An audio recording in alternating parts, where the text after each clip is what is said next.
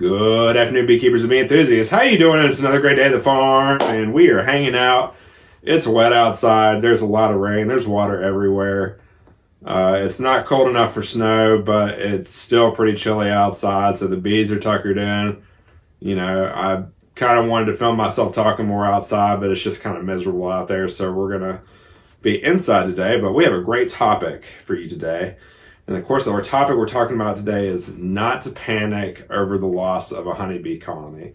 Okay, so a lot of people, you know, especially around this time in the winter, they lose a honeybee colony and they say, oh my gosh, you know, I've failed, I've done something terribly wrong, and I need to change my makeup because I've lost a honeybee colony or two.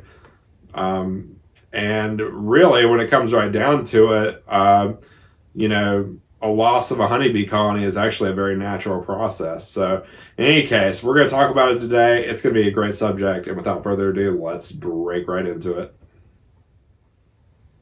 So human nature nowadays is always about doing things the most efficient way possible with the largest outcomes, you know, the biggest numbers, all that stuff. And beekeeping is no exception.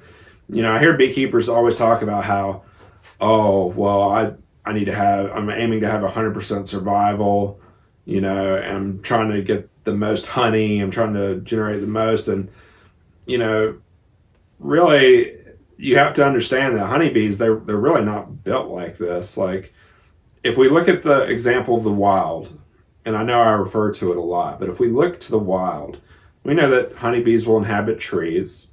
And throughout the year, they will, you know, produce honey and they'll produce more bees, and then they'll get food stores for the winter, and then they'll get ready to survive the winter.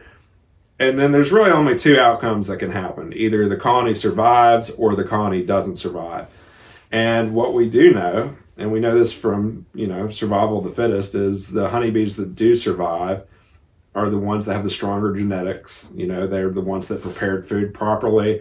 They're the ones that were most resistant to diseases, and they did the best, and so they were able to survive, and they were able to produce more bees.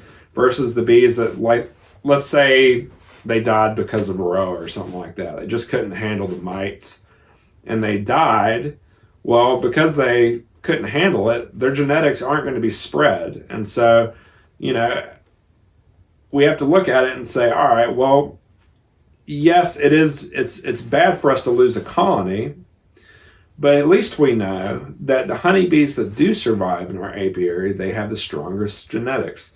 They are good to go when it comes to storing their food. They're good to go when it comes to handling diseases and all that stuff. And, you know, in our apiary, we lose honeybees every winter. It happens every winter. You know, we try to give them the best shelter possible. We try to give them all the good stuff, but still honeybee colonies die, and that's just a part of nature. But we also have a lot of honeybee colonies that do survive, and those honeybee colonies that survive, they will produce swarms, and those swarms will be really healthy bees. So we can't get too upset at losing a honeybee colony or losing even a third of your colonies, because, you know, when we started in 2019, we caught 4 colonies, and over the winter we lost 2. So we only had 2 going into the next year. However, the next year we started with 2, and then we caught 4 more swarms, so that brought us to 6. And so on and so forth. Now we've worked our way up to 11 colonies. But, you know, we've lost honeybees every single year at some point, but our apiary has still grown. And so we have to look at that and say, okay, well, this is a natural process of honeybees. And we know that the honeybees that do survive and that make it throughout the year, they have the strongest genetics and they're good to go. And those are the bees we want to get swarms from. So we have to be able to analyze our loss in our apiary and make a good judgment call. So, you know, even losing up to half of your apiary, that's not something that's crazy. We, you know, our first 2 years, starting in 2019, we lost about half of our honeybee colonies every winter, but we still always had more than the previous year. And so our apiary was growing in numbers, and so there wasn't really much need for us to change what we were doing. You know, stronger colonies were surviving and they were producing swarms. the colonies with weaker genetics were dying off.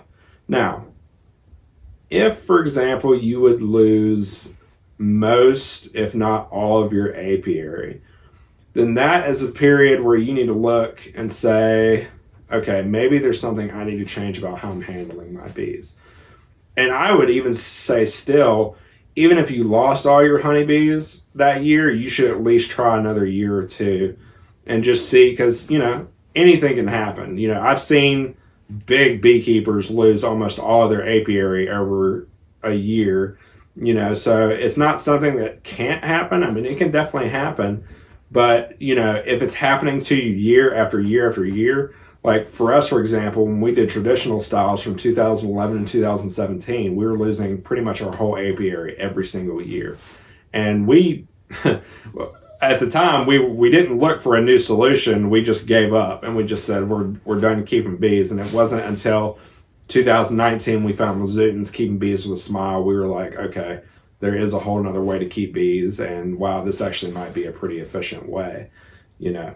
So you have to be analytical about it, and you have to look at it and say, all right, well, how many bees did I lose? And if it was a lot of colonies, you know, have I done this multiple years and it's still falling flat on its face? And if that's the case, you probably need to look at how you're keeping bees and see if you need to make any changes.